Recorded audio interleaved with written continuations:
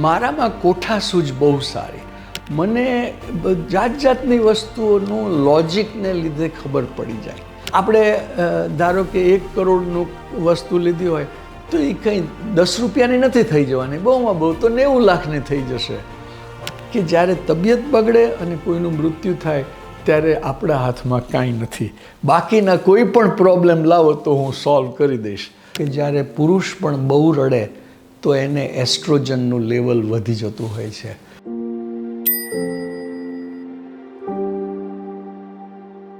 મને એક જરા હળવાશના મૂડમાં તમને એક સવાલ પૂછું કે રાહુલભાઈ, તમે 1971માં ગયા અમેરિકા અને ઘણી બધી નોકરીઓ કરી.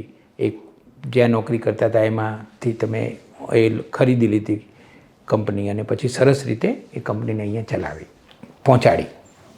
પણ મારે તમને એ પૂછવું છે, એ કદાચ મારી ફરિયાદ પણ છે, કે તમે પટેલ નથી, તમે શાહ નથી, તમે લોહાણા નથી, તમે જૈન નથી, વૈષ્ણવ નથી, તમે તો સુરેન્દ્રનગરના વઢવાણના એક બ્રાહ્મણના દીકરા છો.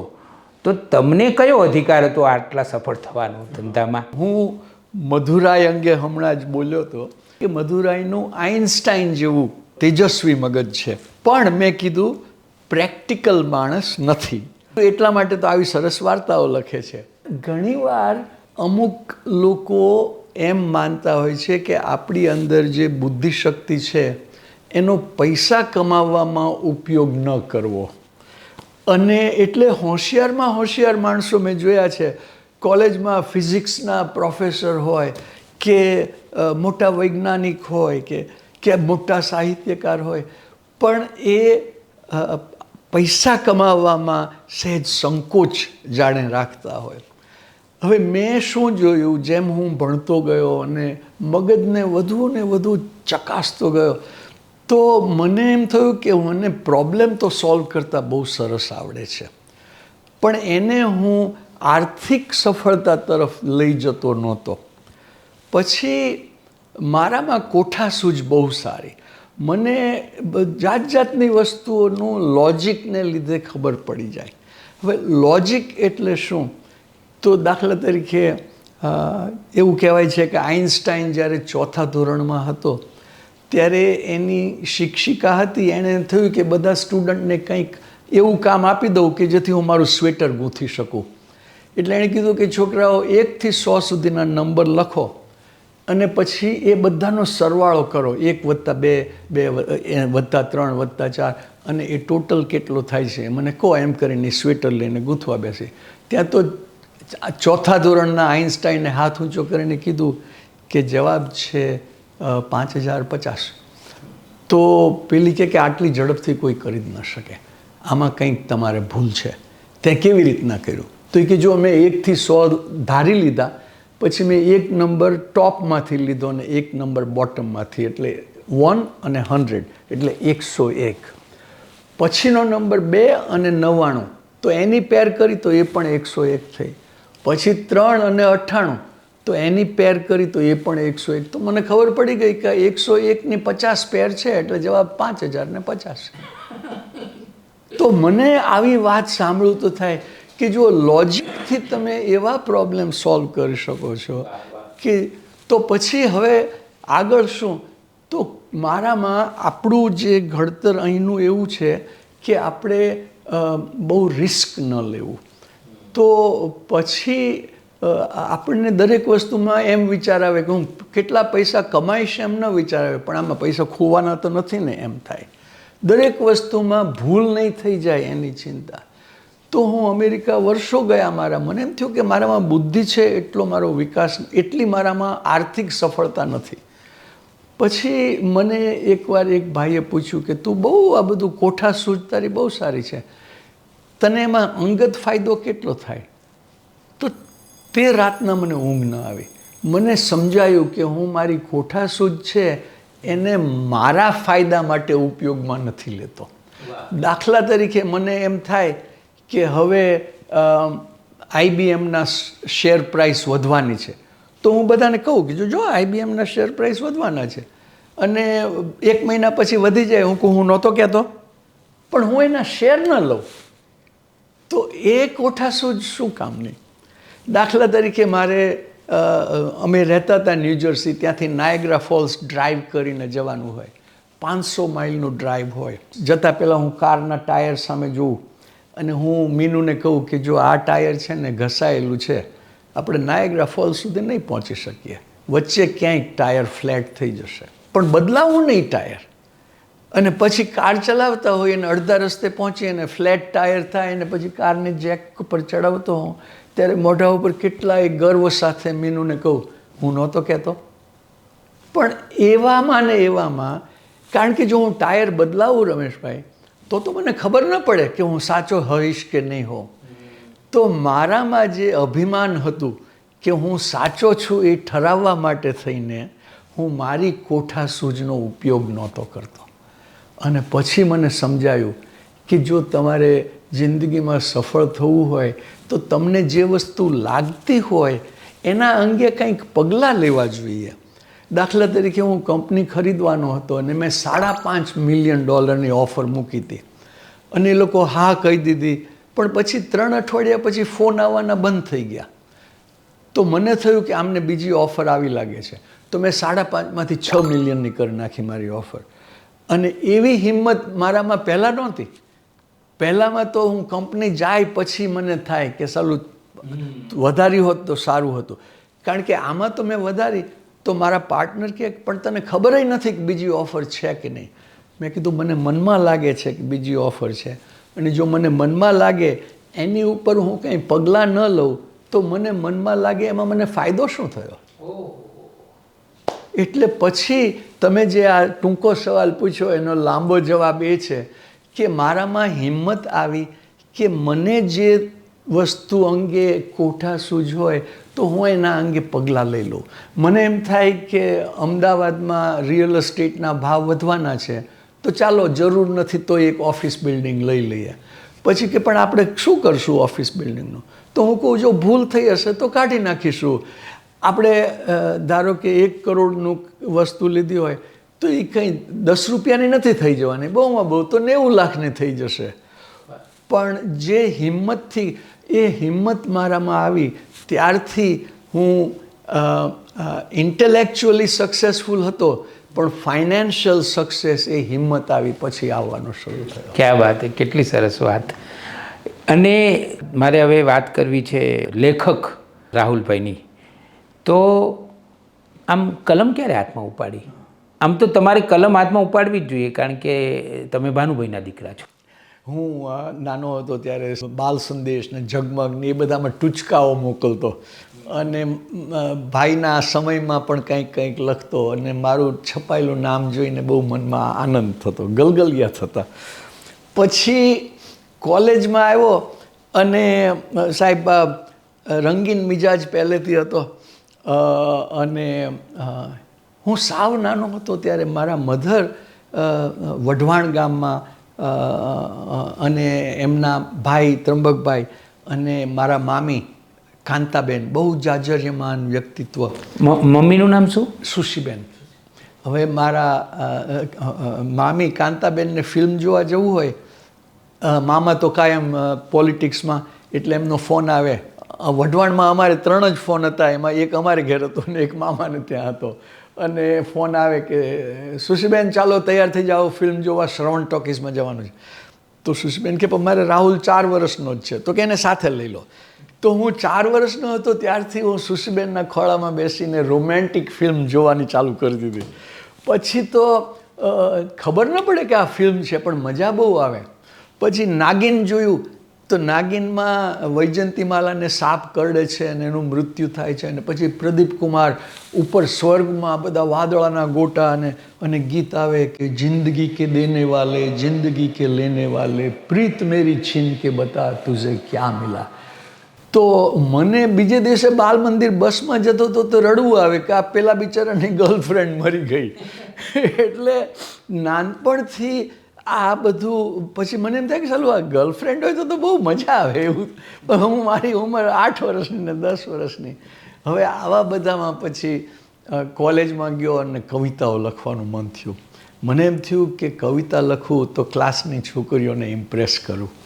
અને પણ મારી એમાં ભૂલ ગણતરીમાં થઈ ગઈ કે રૂપાળી છોકરીઓ મારું બધું કવિતા વાંચતી જ નહોતી.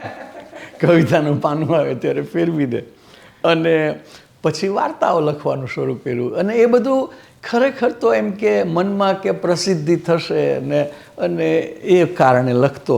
પણ મગજમાં મને હૃદય મારું એટલું બધું લાગણીશીલ છે. હજુ આ ઉંમરે પણ મને આંખમાં આંસુ તો તરત આવી જાય નાની નાની વાતમાં. ઘણીવાર લોકો કે તને બહુ રડવું આવે છે, તું તો છોકરી જેવો છે. એટલે હું કહું, અને એ વાતનો મને ખૂબ ગર્વ છે. અને મને જે લોકોની આંખમાં આંસુ ન આવતા હોય અને જે લોકો ખડખડાટ હસતા ન હોય, હું એવા માણસોનો ભરોસો કરતો નથી. અને તો પછી વાર્તાઓ લખવાની શરૂ કરી. કોઈ કવિતા યાદ છે એ વખતની? એ વખતની કવિતાઓ બધી આમ કચાશવાળી હતી. પણ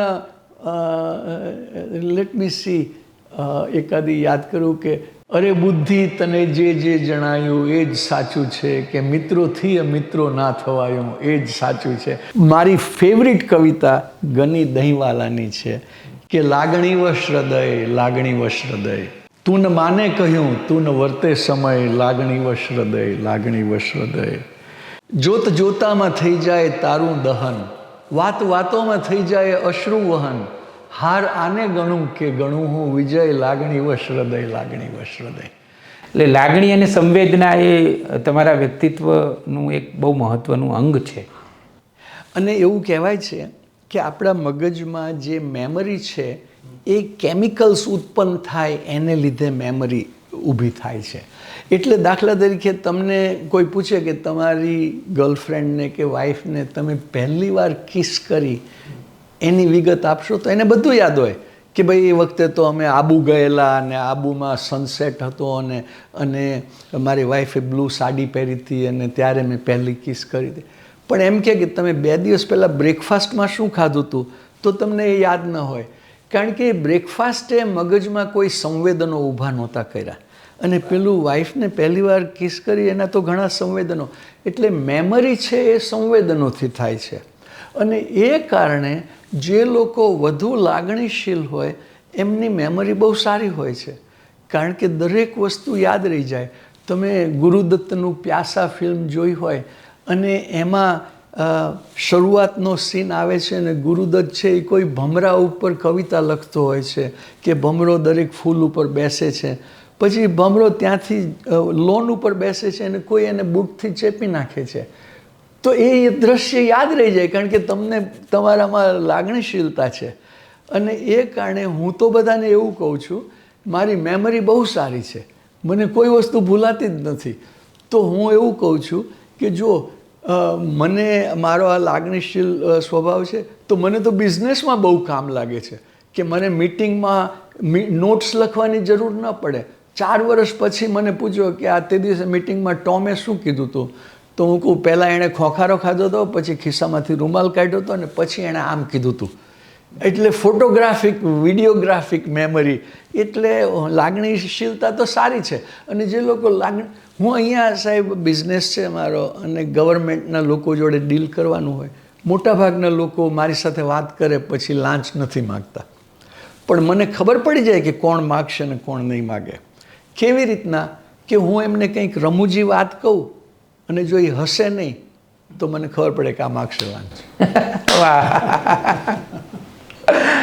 આ તમારી પાસે તો રાહુલભાઈ એટલી બધી ટિપ્સ છે કે આ ગુજરાતના બધા વેપારીઓને ખરેખર પ્રેક્ટિકલી ખૂબ ફાયદો થાય એવી ટિપ્સ છે કે કોણ લાંચ માગશે નહીં. અને વધારે જો અંદર ઘૂસીએ તો કદાચ તમે એવું પણ કહી શકો કે કયા સ્તરનું રિએક્શન હશે તો કેટલી માગશે. કે કોઈ પાસે હા કેવી રીતના પડાવવી, કે તમે સવાલ પૂછો અને તમારે હામાં જવાબ જોતો હોય. હવે દાખલા તરીકે તમારે વેકેશનમાં જવું હોય ને તમારે જવું હોય આબુ અને તમારી વાઈફને જવું હોય જયપુર, તો તમારે એની પાસે આબુની હા કેવી રીતના પડાવવી. અથવા તમારા બોસ પાસે જઈને કહો મારી ઓફિસમાં મારે નવું ફર્નિચર જોઈએ છે અને એ કે ના.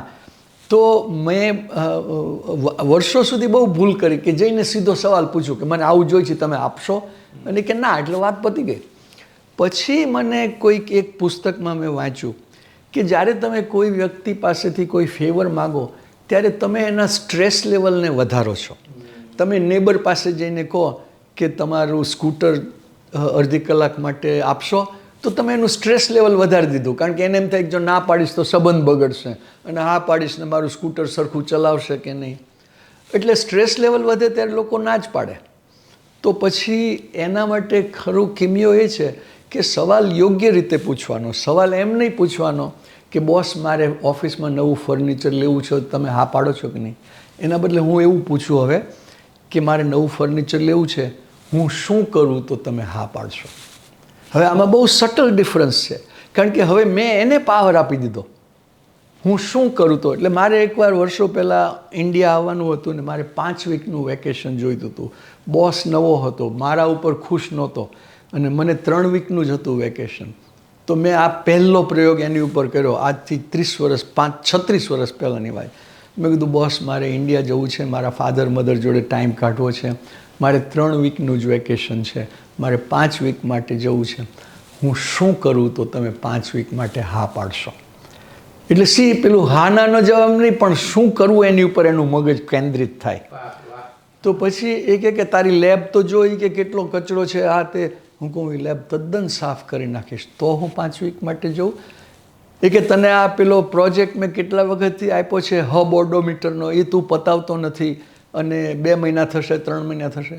હું કહું એ પ્રોજેક્ટ પતાવી દઉં તો તમે હા પાડશો. એ કે તું પ્રોજેક્ટ કેવી રીતના પતાવીશ, 2 અઠવાડિયામાં પતાવી દઈશ. હું કહું હા હું 2 અઠવાડિયામાં પતાવી દઉં તો તમે હા પાડશો. એટલે કે 1 મિનિટ. હવે એને એમ થયું કે આની પાસેથી બીજું શું લઈ લઉં હું.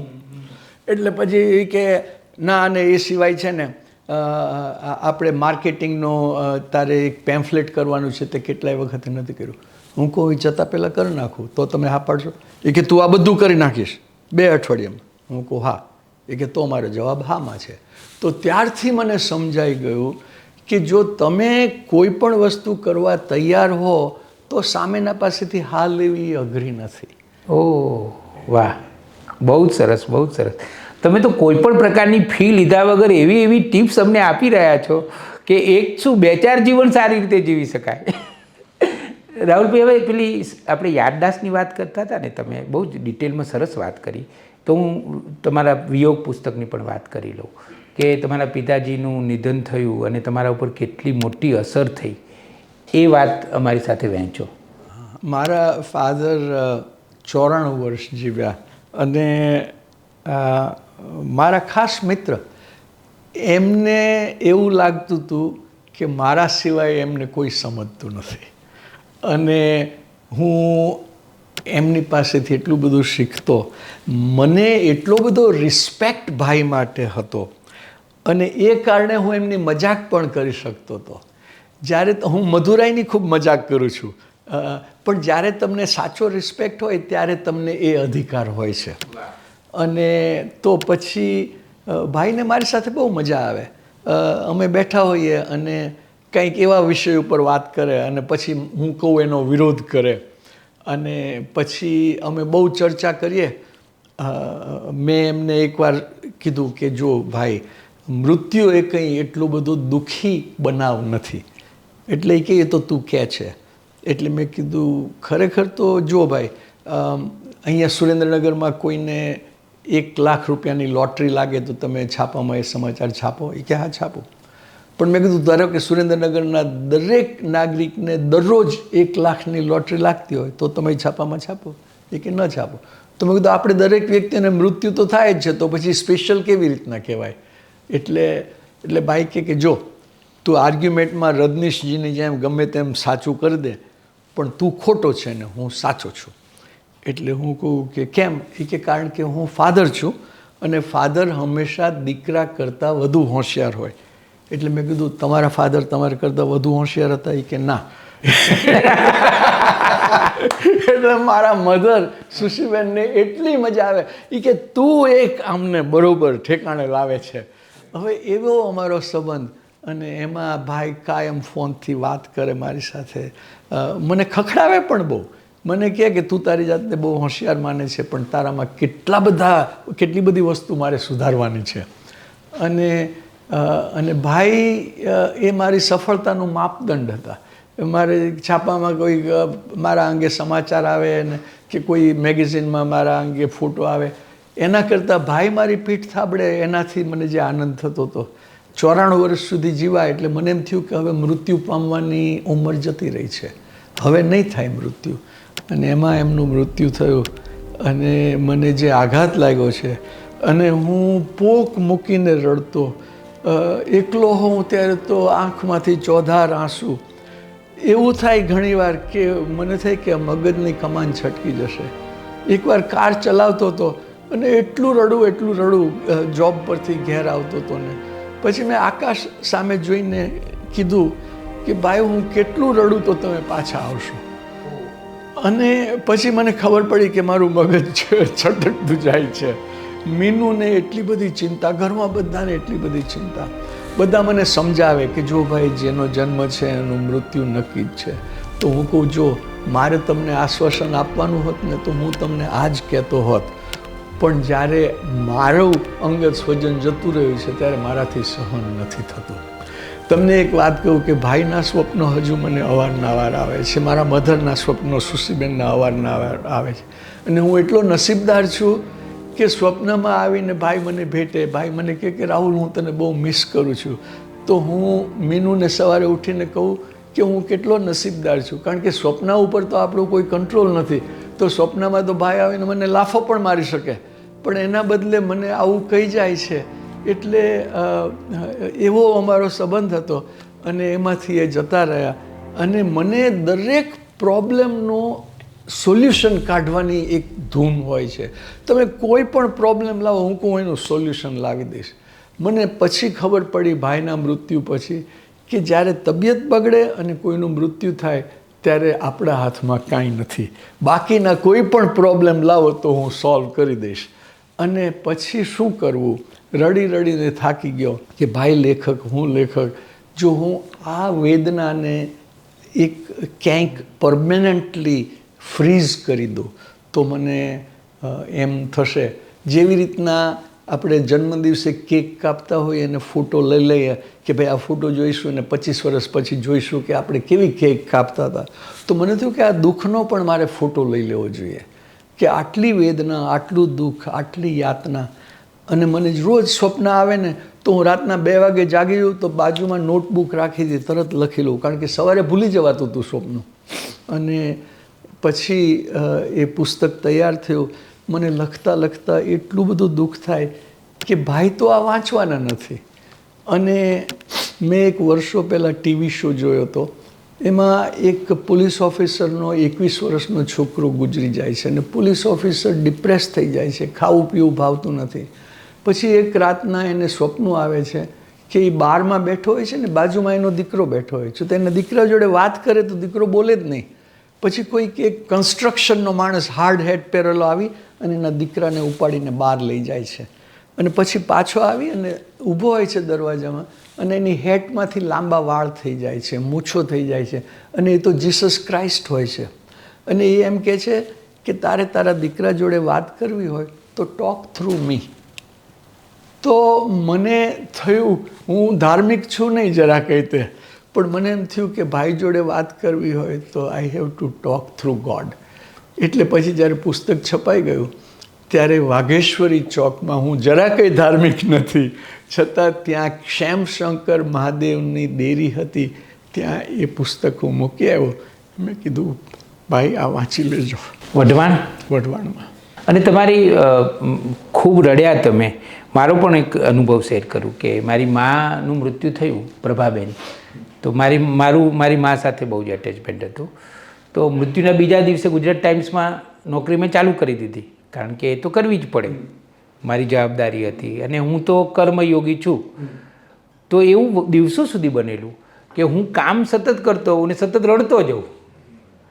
એટલે હું લેખ લખતો હોઉં કે લેખ એડિટ કરતો હોઉં તો મને પણ ખબર ના હોય અને હું મારા આંખમાંથી આંસુ નીચે જતા હોય, આખો ગાલ ભરાઈ ગયો હોય, મારો પટાવાળો ધ્યાન દોરે કે હવે તમે જરા સાફ કરો.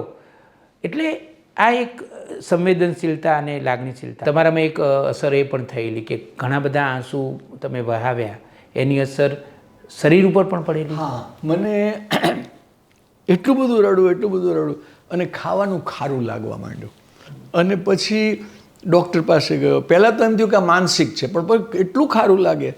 અને પછી એક ડૉક્ટર પાસે ગયો, બધું એણે ચેક કર્યું કે તમારામાં કંઈ રોગ નથી, ચિંતા ન કરો. પછી કોઈ બીજા ડૉક્ટર પાસે ગયો તો એ કહે કે જો મારી પાસે આવા 3 કેસ આવી ગયા છે, એટલે તમે છે એ સાચું છે, પણ મને એના ઈલાજની ખબર નથી. હવે હું તો બધું રિસર્ચ કર્યા કરું, કેટલું વાંચ્યું આ તે. અને એ દરમિયાન દુઃખ ઓછું કરવા માટે ઘરમાં મોટું હોમ થિયેટર મેં જાતે ફિટ કર્યું.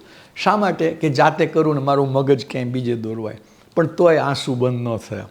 પછી મેં કીધું ચાલો આપણે કંઈક નવી કાર લઈએ. એટલે રોલ્સ રોયસ મારે જે વર્ષની જોતી હતી એ ગોતવા માટે શિકાગો જવું અને માયામી બીજા બધા ગામમાં. એટલે પછી શિકાગોથી પાછા આવતા હતા તો એરોપ્લેનમાં બેઠા હતા અને દૂર બાથરૂમ જેટલી વાર ખુલે એટલી વાર એના ફ્રેશનરની વાસ આવે મને. તો મને થાય કે આટલું બધું દૂર છે ને કેમ મને એની સુગંધ આવે છે. પછી ઘેર આવ્યા અને હું ને આકાશ મારો દીકરો બહાર ઊભા હતા ને કોઈ 30 ફૂટ દૂર રસ્તા ઉપર છોકરી જોગિંગ કરતી જતી હતી તો એના પરફ્યુમની મને સુગંધ આવી. એટલે મેં મીનુને આવીને કીધું કે હું હવે કૂતરા જેવો થઈ ગયો છું. પછી મેં વાંચવાનું શરૂ કર્યું કે આવું કેમ થાય, તમારી ઘ્રાણેન્દ્રિય આટલી બધી સતેજ કેમ થઈ જાય. પછી એમાં વાંચ્યું કે જ્યારે સ્ત્રી પ્રેગ્નન્ટ હોય ત્યારે એને આવું થાય છે. મેં કીધું મીનુને, મેં કીધું હું 99% તો પ્રેગ્નન્ટ નથી, મેં કીધું.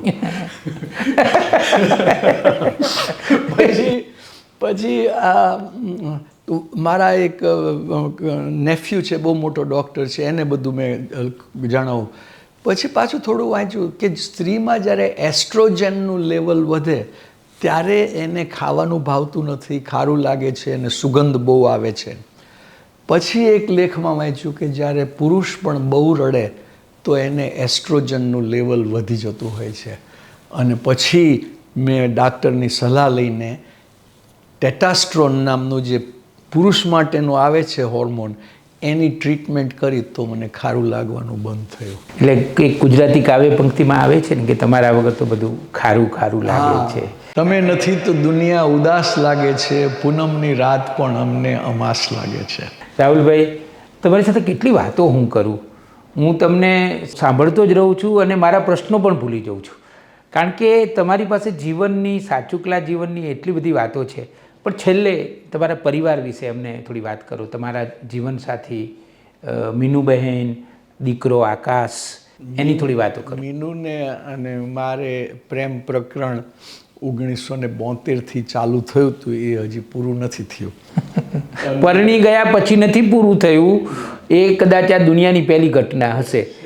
મોટાભાગે રાહુલભાઈ એવું બનતું હોય છે કે તમે પરણી જાઓ પછી ધીમે ધીમે બધું તો ઠીક છે, પણ પ્રેમ તો પૂરો થઈ જતો હોય છે.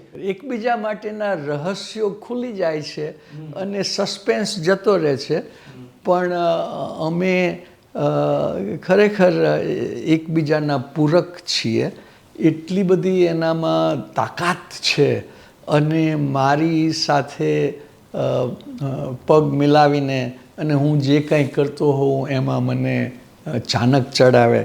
અને બહુ હોશિયાર વ્યક્તિ છે અને શનાલ નામની કંપનીમાં વર્ષો સુધી ડિરેક્ટર હતી ક્વોલિટીની.